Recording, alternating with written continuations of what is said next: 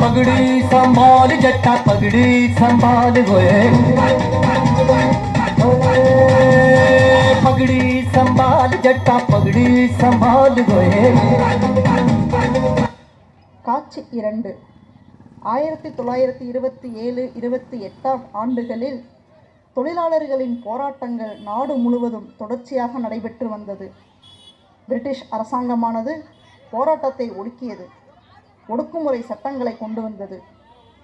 கேளாத செவிகளும் கேட்க வேண்டுமென இதை எதிர்த்து யாருக்கும் தீங்கு விளைவிக்காமல் எதையும் காயப்படுத்தாமல் பாராளுமன்றத்திலே தீமையில்லாத குண்டுகளை வெடிக்கச் செய்தனர்.